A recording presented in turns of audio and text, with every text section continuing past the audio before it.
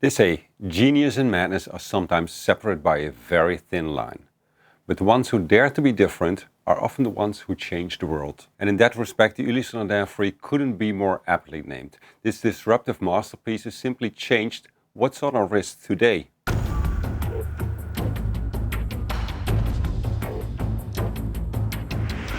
Let's take a step back.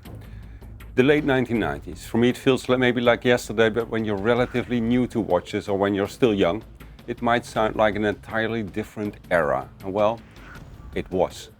At that time, the Swiss watch industry was still in the beginning of what we like to call the renaissance of mechanical watchmaking. In-house movements were hardly a thing, and only a few watch brands were actually producing their own movements. Most brands sourced their mechanical movements from the same manufacturers, ETA for more industrial movements, and there were a few brands that produced and sold high-end movements. Many brands were simply happy enough that they survived the quartz crisis and could boost production again with a reissue of past glories. In this resurgence of mechanical watchmaking, the world was probably ready for a change, and some people tried to create different things. This is what happened at Ulysse Nardin, in particular with the Freak in 2001. Ulysse Nardin was founded in 1846 and has a long tradition in the field of chronometry, and the brand was known in particular for crafting accurate marine chronometers. In the 1980s, the encounter between businessman and visionary Rolf Schneider and a young watchmaker Ludwig Oechslin would turn this traditional manufacturer into one of the most innovative watch brands of the entire Swiss watch industry. This encounter would give birth to many milestones in mechanical watchmaking, and the absolute game changer being the legendary Freak, a watch like nothing else before. Picture this. More than 20 years ago, a watch with no crown to set the time or to wind the watch. There's no dial, but the view on the mainspring barrel that rotates every 12 hours and serves as the hour hand. And there's the movement with gears and escapement that hovers over the mainspring barrel and makes a full rotation in 1 hour and serves as the minute hand. And that was not all. It was regulated by a so-called dual direct escapement, with escapement wheels crafted from silicon. With that, Ulysse Nardin not only pioneered the use of silicon, but also developed a brand new escapement. And remember, it was the beginning of the renaissance of mechanical watchmaking, so know-how of how mechanical watches worked had partially diminished during the period when quartz watches ruled and many watch brands were in heavy weather and had laid off many of their watchmakers.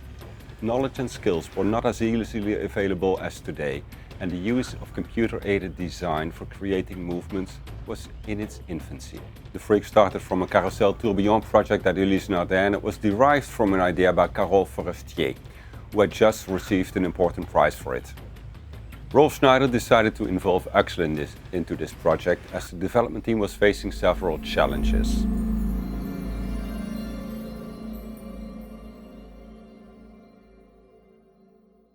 À la place de ressort autour, j'ai fait un ressort qui couvre toute la place du mouvement pour avoir une force qui dure assez long pour faire une montre de réserve de marche au moins de 7 jours. De l'autre côté, j'ai pris le centre de cet mouvement, alors j'ai ajouté au-dessus de cet ressort, j'ai ajouté le mouvement qui tourne. Et comme l'autre mouvement du projet qui a gagné le prix Breguet, il tournait peut-être en 48 ou 58 ou je ne sais plus quoi comme minutes, je me suis dit mais on le peut faire aussi à 60 minutes et en direct on a un mouvement qui tourne dans 1 heure une fois et ça me fait tout de suite penser à ça, qu'on le peut directement aussi utiliser comme indication du temps, sans faire encore des aiguilles et des choses comme ça, et faire l'indication du temps parmi le mouvement qui tourne.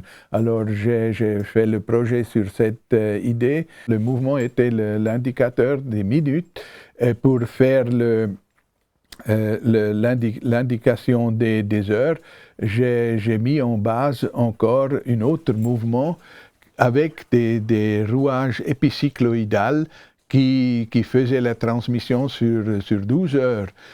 Sur cette base-là, j'ai ajouté encore sur le mouvement des minutes, j'ai ajouté directement là-dedans aussi l'échappement. À l'époque, j'étais en train d'inventer des nouveaux échappements et Rolf a tout de suite dit alors on doit mettre tous ensemble.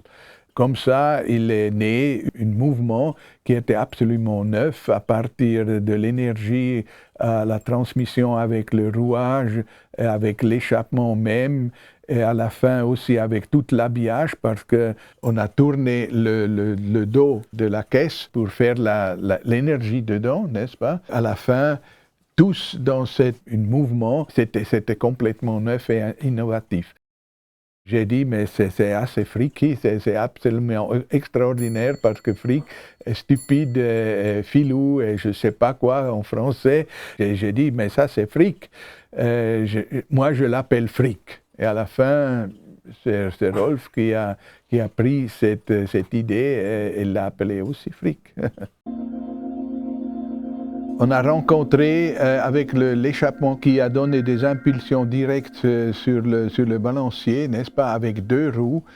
C'était ces deux roues à la fin qui ont dû bouger très vite. C'est pour ça qu'on a dû réfléchir sur des matériaux un peu plus légers pour ces roues et on a commencé avec de nickel ou quelque chose comme ça et après Pierre Gigax avec un ami de l'école de technique du local est venu sur l'idée qu'on peut peut-être aussi faire des pièces avec silicium comme dans l'électronique si on arrive à faire des couches de silicium qui sont assez épais.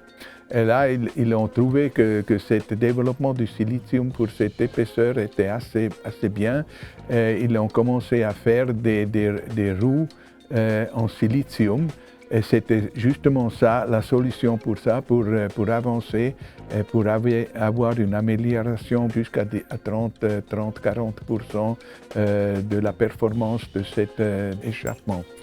Et c'est ça aussi une des grandes innovations qui était la première fois fait dans l'horlogerie, intégrer un nouveau matériel qui était absolument performant dans l'horlogerie.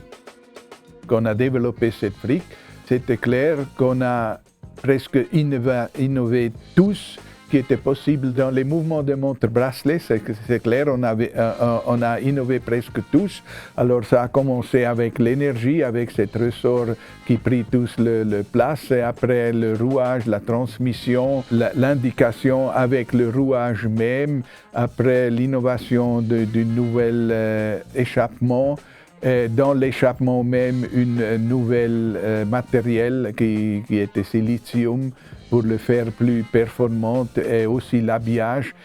On a tous dû innover parce qu'il n'y a pas de couronne, parce que la couronne était remplacée avec le fond de la boîte. Et là, avec le fond de la boîte tournante, on a mis de l'énergie. Et comme ça, on a fait presque tous neuf dans cette fric.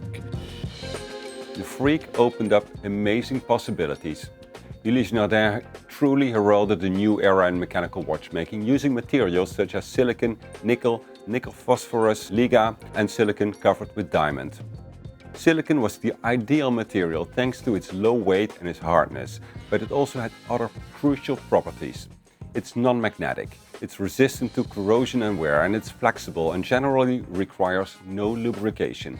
On top of that, its manufacturing process allows to create highly complex shapes with exceptional precision. In over 20 years, the Freak has evolved in many directions, but it always followed the idea of being a laboratory on the wrist, being the platform for countless innovations. Today, in 2024, the Freak comes in three main iterations: the Freak S, the Freak 1 and the Freak X. The most complex Freak is the Freak S, which sort of serves as the playground for more technological innovations. There's a double oscillator in silicon, a double escapement in diamond sill and a vertical differential to average their rates.